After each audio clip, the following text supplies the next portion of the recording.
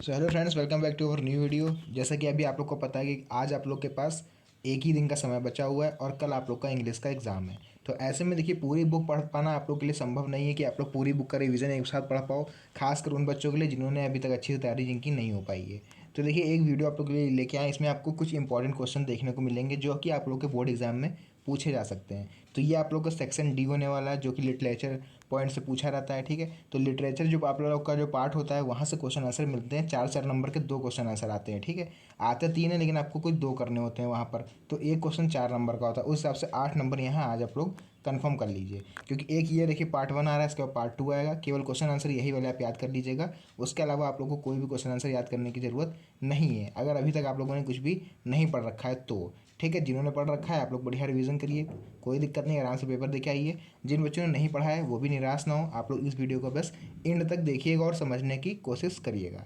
तो चलिए जल्दी से अपनी वीडियो को हम स्टार्ट करते हैं। तो देखिए यहाँ पर फ्रेंड्स, पहला क्वेश्चन जो हमारा लिया गया है वो लिया गया द लास्ट लेसन से। ठीक है, चैप्टर 1 से हमने स्टार्टिंग करी है, तो द लास्ट लेसन से आप लोग का पहला क्वेश्चन लिया गया है। जैसा कि आपको यहाँ दिख रहा होगा कि what does M Hamel say about the French language. मतलब जो एम हैमल थे उन्होंने फ्रेंच की लैंग्वेज के बारे में क्या कहा, जो फ्रेंच भाषा थी। ठीक है, तो ज़्यादा डीपली नहीं जाएंगे, ऊपर आप लोग को समझाते चल रहे हैं ताकि थोड़ा बहुत आप लोग के दिमाग में फिट हो जाए। ठीक है, कि हाँ ये इसका आंसर ये है हिंदी में, क्योंकि एक बार समझ जाओगे तो लिखना आसान होगा। तो इसका आंसर देख लीजिए जल्दी से, क्या होगा। M Hamel said that French language is the most beautiful language of the world. M Hamel ने कहा जो फ्रेंच लैंग्वेज है वो मोस्ट ब्यूटीफुल लैंग्वेज है, मतलब कि बहुत ही सुंदर भाषा है, ऑफ द वर्ल्ड मतलब पूरे संसार की। It is clearest and most logical language. इनके हिसाब से इनकी ये जो फ्रेंच लैंग्वेज थी वो बहुत ही क्लियरेस्ट मतलब साफ, और मोस्ट लॉजिकल लैंग्वेज मतलब तथ्यपूर्ण, जो तर्क होता है वो इनको इनकी भाषा में फील, जैसे बोलते हैं ना कि भाषा में फील है, वो इनको वहाँ पर था अपनी फ्रेंच लैंग्वेज में। सो M Hamel said that they must guard it. M M L के हिसाब से उन्होंने कहा कि दे मस्ट गार्ड इट, मतलब हमें क्या करना चाहिए, गार्ड इट मतलब कि इसको इसकी रक्षा करनी चाहिए। ठीक है, इसकी सुरक्षा करनी चाहिए। एंड नेवर फॉरगेट इट, और उसको इस भाषा को कभी भी नहीं भूलना चाहिए। ये था हमारा क्वेश्चन नंबर फर्स्ट। उसका देखिए यहाँ पर सेकंड क्वेश्चन हमारा क्या है बच्चों। सेकंड क्वेश्चन है कि what was the bulletin board, how was it important. कि बुलेटिन बोर्ड क्या था और हाउ वाज इट इम्पोर्टेंट, वह कैसे महत्वपूर्ण था। तो इसका आंसर देखिए आप लोग कैसे लिखोगे। The bulletin board was the centre of information, मतलब जो बुलेटिन बोर्ड था वो क्या था, सेंटर ऑफ इंफॉर्मेशन, सूचनाओं का केंद्र था। जैसे कि हम लोग में इस समय टीवी होती है, ऐसे समाचार वो होते हैं, न्यूज़ चैनल होते हैं हम लोग के लिए, जो जो समाचार का माध्यम होता है। हम लोग को न्यूज़ कहाँ से मिलती है, अब तो सोशल मीडिया से मिलती है। ठीक है, लेकिन पहले क्या है, जैसे टीवी चैनल्स हो गए हमारे, न्यूज़ चैनल्स, या फिर अखबार हो गया, समाचार पत्र, न्यूज़पेपर। ठीक है, तो यहाँ सबसे हमें क्या मिलता है, सूचना मिलती है। लेकिन पुराने समय में क्या था, ये बुलेटिन बोर्ड, एक चौराहे पर बुलेटिन बोर्ड रख दिया रहता था।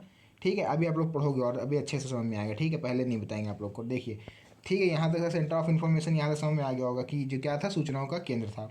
Near the town hall, town hall मतलब कि ये टाउन हॉल एक इलाका था वहाँ पर, और उसके चौराहे पर ये बोर्ड रख दिया गया था। And it was put off the main crowded place, जहाँ पर बहुत भीड़ भाड़ होती थी, जिसको हम लोग चौराहा बोलते हैं, वहाँ पर इसको रख दिया गया था। इट वॉज इम्पॉर्टेंट, ये बहुत ही महत्वपूर्ण था। क्यों, बिकॉज मतलब क्योंकि, बाई इट इसके द्वारा, the people knew about every bad news, इसके द्वारा जो वहाँ की पब्लिक थी या फिर जो जनता थी वो हर बुरी खबर या फिर अच्छी खबर जो भी हो वो वहाँ पर उससे जान जाती थी। ऑफ लास्ट बैटल, जो आखिरी युद्ध वहाँ पर चल रहा था। The draft and the order of commanding officer. अच्छा आप सुनिए, बुलेटिन बोर्ड से भैया आप लोग सोच रहे हो कि जनता जान कैसे रहती थी न्यूज़, तो जल्दी से आप लोग को बता दें कि जो कमांडिंग ऑफिसर होते थे, जैसे कि यहाँ लिखा हुआ है, आर्मी के जो कमांडिंग ऑफिसर होते थे, जैसे कोई युद्ध में शहीद हो गया, ठीक है, कोई वॉर में कोई मर गया या फिर कोई शहीद हो गया, तो उसका नाम पूरे लिस्ट एक तरह से उसका जो है बुलेटिन बोर्ड पर लिख देते थे उसी चौराहे पर आके, और जो पब्लिक होती थी जो वहाँ से गुजर रही होती थी वो उस नाम को पढ़ लेती थी और जाके बता देती थी कि भैया यहाँ पर ये ख़त्म हो गए। तो ये होता था कम्युनिकेशन का जरिया किसके बीच में, आर्मी और पब्लिक के बीच में। आर्मी वाले जो आते थे वो लिख देते थे कि भैया ये शहीद हो गए, पब्लिक गुजरी वहाँ से नाम पढ़ लिया, जाके पूरे मोहल्ले में प्रचार कर दिया कि भैया वो ख़त्म हो गए। तो इस तरह से कम्युनिकेशन होता था आर्मी के और पब्लिक के बीच में।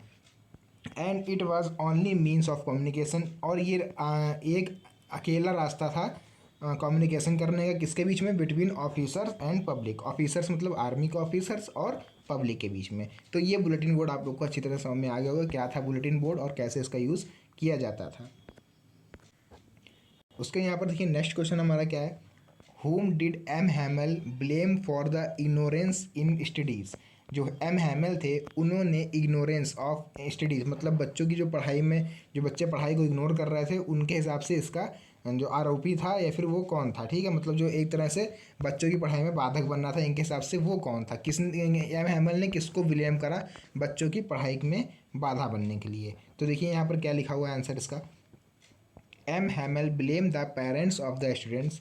एम हैमल थे उन्होंने किसको ब्लेम करा, पेरेंट्स स्टूडेंट्स के जो माता पिता थे उनको ब्लेम करा फॉर इग्नोरेंस इन स्टडी, उनके बच्चों की पढ़ाई में बाधक बनने के लिए, बिकॉज क्योंकि दे वांटेड मतलब उन वे चाहते थे, कौन चाहते थे, बच्चों के माता पिता जो पढ़ाई में बाधक बन रहे थे, ठीक है, तो वे चाहते थे डैट हीज चिल्ड्रन जो उनके बच्चे हैं वो work in the form and meals, उनके बच्चे काम करें कहाँ पर, फॉर्म में या फिर मील्स में, जो मील होती हैं बड़ी बड़ी या फिर फार्म हाउस होते हैं वहाँ पर जो फर्म होती हैं वहाँ पर काम करें, so that they earn more money, जिससे कि बच्चे क्या होंगे कि ज़्यादा से ज़्यादा पैसा अर्न कर पाएंगे, कमा पाएंगे।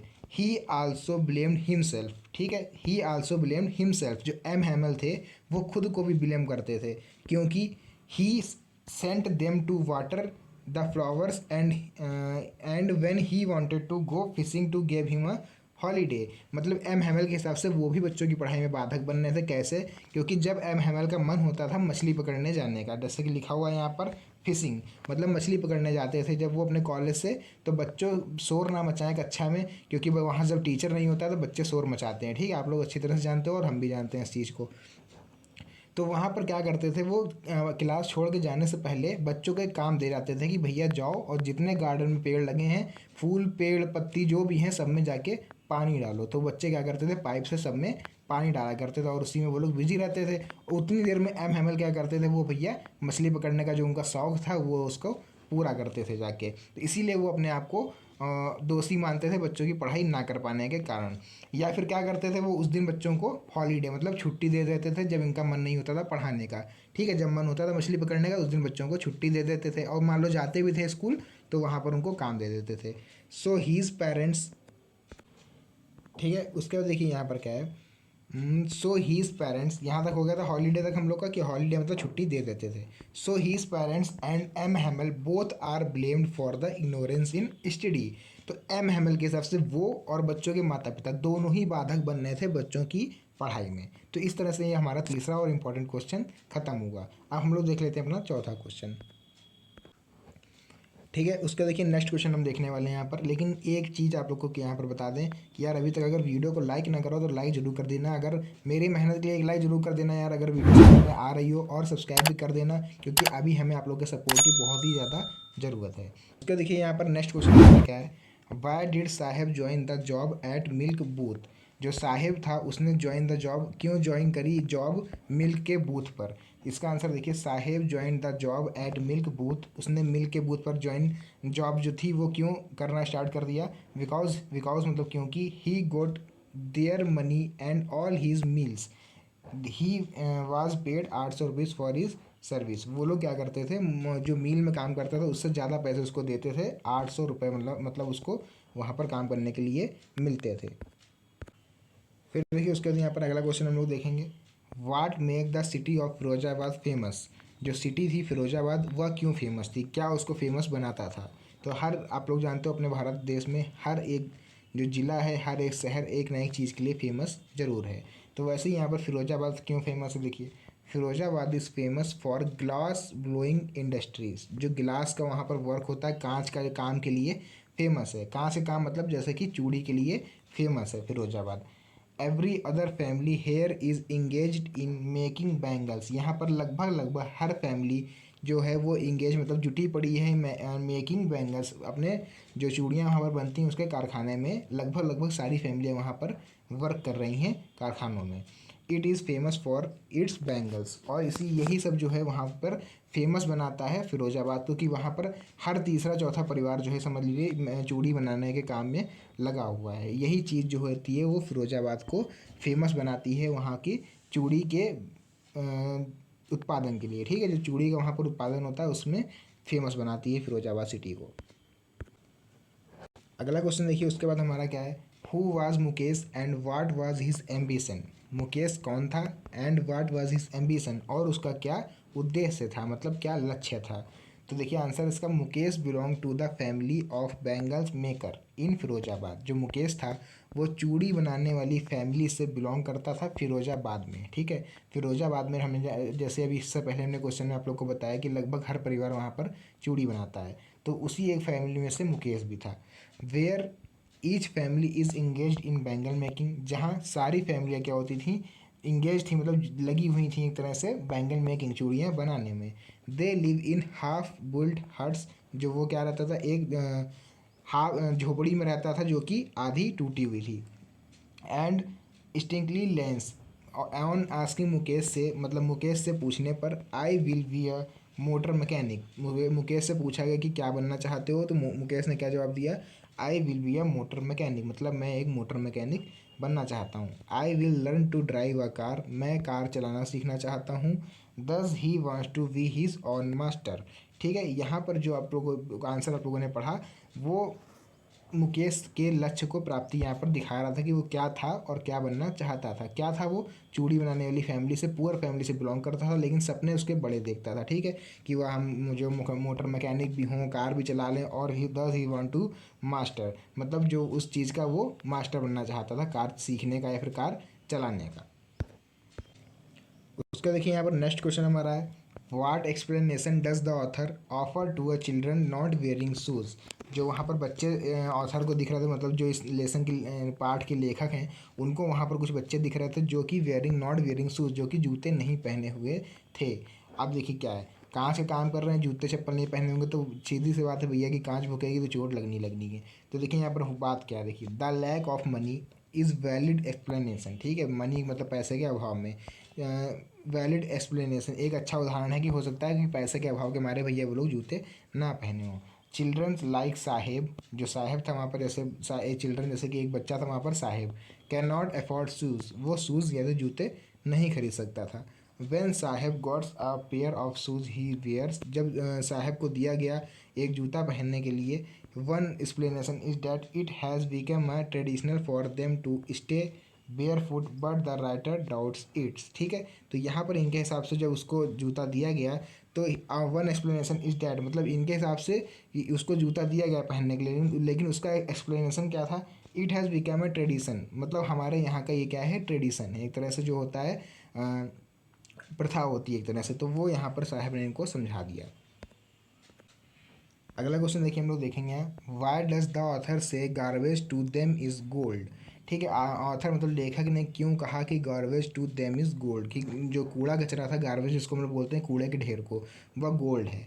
देखिए, garbage is the only means of survival for them, जो गार्बेज था मतलब कूड़े का ढेर था, वो एक इकलौता साधन था वहाँ की जो फैमिली थी उनको चलाने का। दे सर्च फॉर समथिंग, वे उसमें कुछ ढूंढा करते थे। वैल्यूबल इन द गार्बेज, कुछ महत्वपूर्ण चीज़ें, कुछ कीमती चीज़ें वो लोग कूड़े के ढेर में ढूंढते थे। And sell for a little money, और जो मिल जाती थी कुछ कीमती चीज़ें उसको एक sell for a little money, एक कम रुपए में उसको बेच देते थे।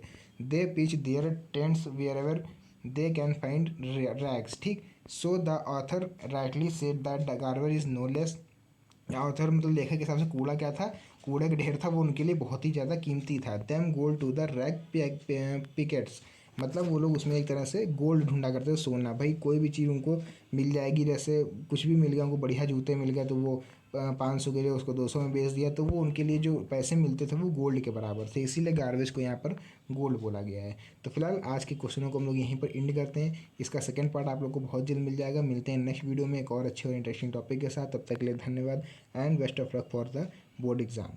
Thank you.